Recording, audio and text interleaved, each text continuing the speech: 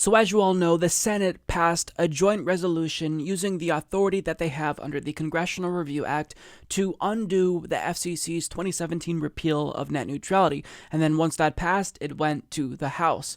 And now the deadline that they have to actually vote to restore net neutrality is quickly approaching. And when I say it's quickly approaching, I mean it's approaching on December 10th. After that window of opportunity passes, we will no longer be able to restore net neutrality using the Congressional Review Act. And it was always going to be something that was an uphill battle to begin with, but the mere fact that another opportunity to save the internet is passing is a little bit discouraging. Now, there are two steps to actually getting this to pass in the House. First is we've got to make sure that the entire Democratic Party within the House is unified and they support this. And second, we need to make sure that there's some Republicans that come on board and support this. The problem is that we can't even get past step one. We can't even make sure that Democrats hold strong on this simple issue that the overwhelming majority of the country supports.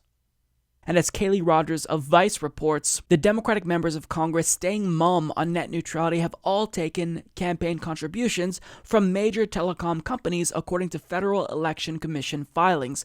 In May, the Senate passed a joint resolution under the Congressional Review Act that would overturn the Federal Communication Commission's decision to scrap free internet rules last year. That resolution was then sent to the House, and the Democrats introduced a discharge petition, which, if it gets 218 signatures, will force the House to vote on the resolution, even without the recommendation of a committee.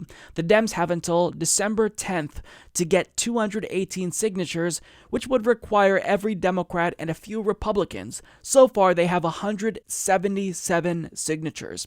That leaves 18 Democrats in the House who have yet to sign the petition, which is, again, the only hope Congress has of voting and passing this resolution to restore net neutrality this year. A motherboard review of FEC filings shows that each of the representatives has taken thousands of dollars in campaign contributions from one or more major telecom companies, including AT&T, Verizon, Comcast, and the National Cable Television Association, an ISP trade group. The CRA approach was always a long shot. Not only did the resolution have to pass both chambers, including a GOP-dominated House, but it would also have to be approved by President Trump if it passed. Still, the silence coming from so many Democratic members is deafening, especially on a topic that has such widespread public support. The fact that they have also pocketed a few thousand from the same corporations that want to keep net neutrality repealed is worth noting.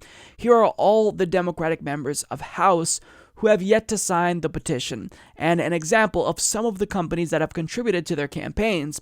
This includes Brendan Boyle, Robert Brady, G.K. Butterfield, Matt Cartwright, Jim Costa, Henry Queller, Dwight Evans, Vincent Gonzalez, Josh Gottheimer, Gene Green, Tom O'Halloran, Mary Gay Scanlone, David Scott, Brad Schneider, Kirsten Sinema, Philemon Vela, Pete Visklosky, and Frederico Wilson. And all of these shills took money from Comcast, AT&T, and Verizon, as well as the NCTA.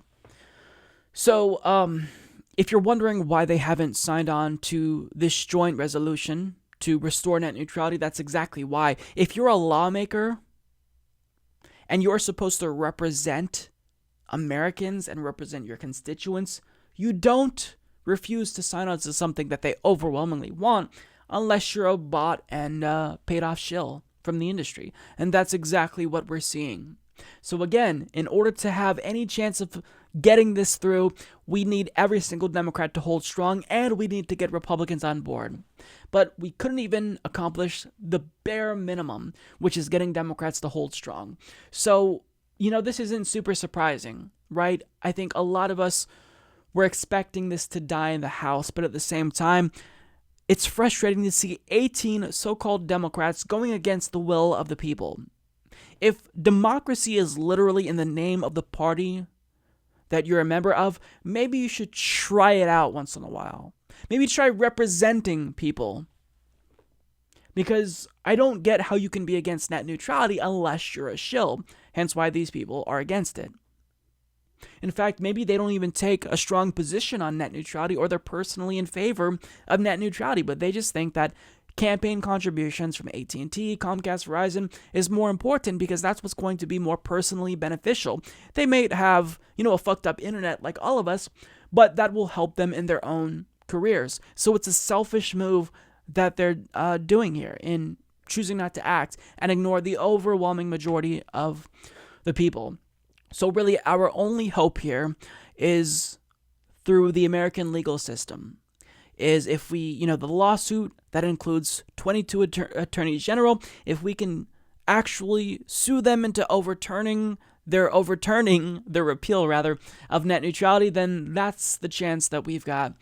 But we'll just have to wait and see because, the CRA isn't panning out as we were hoping it would. And one of these individuals, Kirsten Sinema, by the way, she is going to be a member of the Senate now. So she's getting a promotion as she gives her constituents the cold shoulder, and she's just one of them, right? But I mean, she's someone who kind of rose to national prominence after winning her Senate seat, surprisingly so recently. So, it's disappointing. It's not too surprising, so I don't want you to feel too down about this, but we have to shine a light on things like this because you need to see how corrupt these individuals are, how corrosive money in politics is, what capitalism has done to our democracy, and how influential these internet service providers are. If they want a policy concession, it doesn't matter that the overwhelming majority of the population wants something else. It's always going to be